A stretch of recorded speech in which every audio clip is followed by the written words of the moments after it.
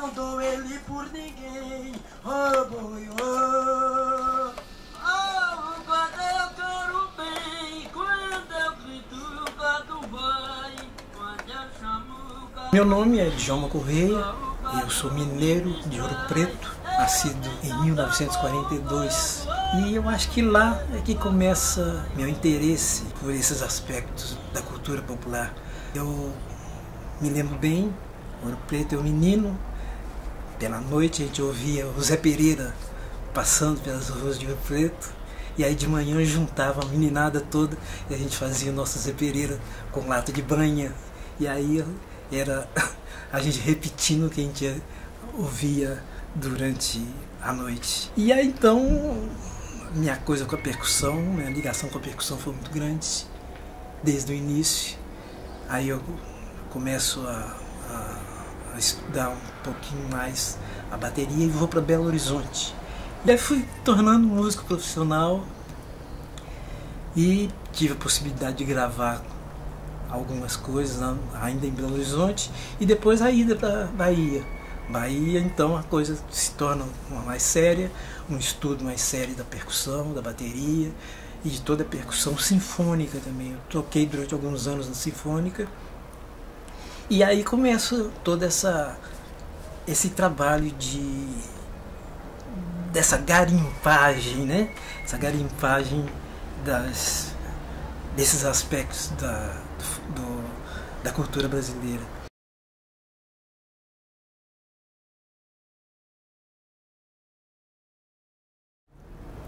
Quando eu chego na Bahia, o professor Carlos Reuter, diretor do Seminário de Música, me empresta um gravador alemão, e aí eu vou com esse gravador para um terreiro e faço registro. Foi muito estranho porque essa primeira gravação me mostrou todo um panorama do que é o registro dessas manifestações, né? Então, no caso, por exemplo, era um candomblé, e aí quando eu armei o equipamento todo, baixou um Exu e não quis sair mais, só queria ele. Então são horas de gravação desse Exu, e o Exu disse, não, agora é comigo, eu que sou dono da festa. E aí então eu começo de uma forma assim, bem contínua, de gravação de várias manifestações, né? As coisas de capoeira, os ternos de reis que desfilavam na Bahia naquele tempo, saindo da Praça da Sé, indo até Lapinha, os mestres de capoeira, nossa, o samba de roda, mil coisas de samba de roda, e até o momento que eu dou a sorte de comprar um gravador Nagra, que é um gravador profissional. Então com esse Nagra eu passo a gravar de uma forma muito mais consistente e de uma forma muito mais profissional.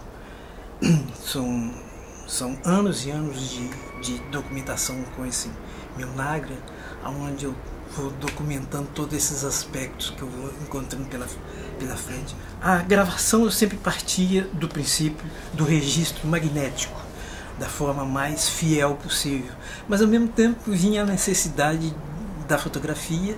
Então eu armava o gravador, começava a gravação e aí começava a fotografar. E aí vem também logo aquela coisa, e o movimento disso, né? Então o Super 8 aí entra também na história. Então eu armava o esquema todo para a gravação, distribuía bem os microfones, soltava a gravação e aí então começava a fotografar e a filmar. Então eu fazia as três funções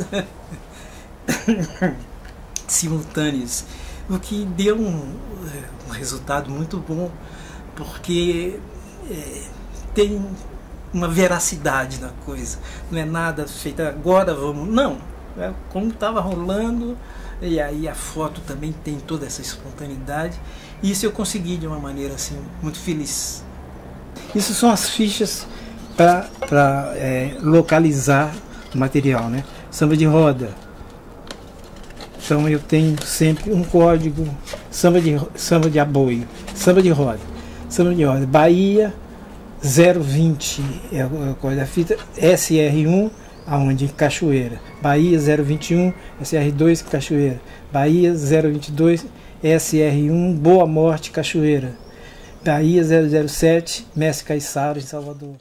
Esse material, como eu disse, eu começo a fazer ele inicialmente na Bahia, Salvador, depois eu abro para o interior da Bahia, várias cidades do interior da Bahia, e depois começo a sair fora da Bahia, Alagoas, Sergipe, Recife. Mas fora isso eu fui gravando aí Amazonas, Rio Grande do Sul. Tomara que não esteja invertida, né?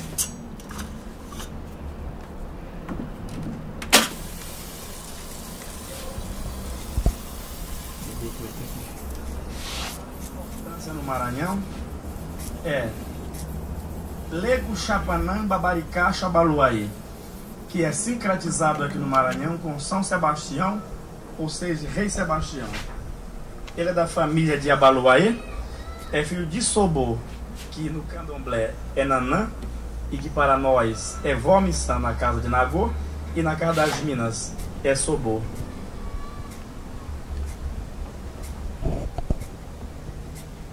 Lebi, lebi, parabéu. Lebi, oh, leban, lebi, lebi, parabéu. Lebi, lebi, parabéu.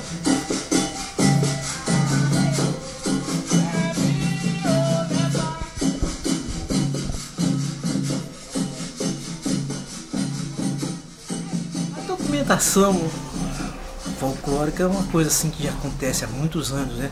Eu, por exemplo, pude observar que, de certa forma, mesmo sem querer, eu segui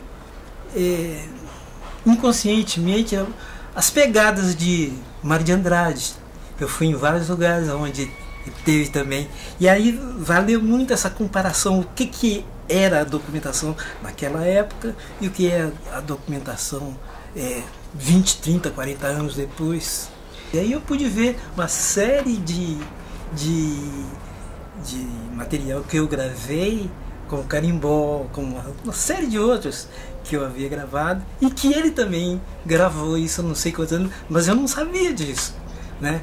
Eu simplesmente fui seguindo, vamos dizer assim, o fluxo normal, que eu chegava nos lugares, procurava saber o que é que tem aqui de mais expressivo, de mais antigo, e aí, então eu ia atrás e gravava tudo isso, né?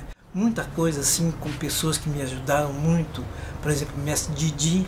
Mestre Didi foi um grande apoiador e um orientador do que eu devia gravar, do que eu não devia gravar, o que eu podia gravar, o que eu não podia gravar. Eu fui com o Didi várias vezes na ilha de Taparica, mas ele nunca deixou eu documentar nada na ilha de Taparica, os rituais do Egungun. Acendeu a luz daí do quarto do santo, agora se uma perna do rio. Agora se for tudo aqui.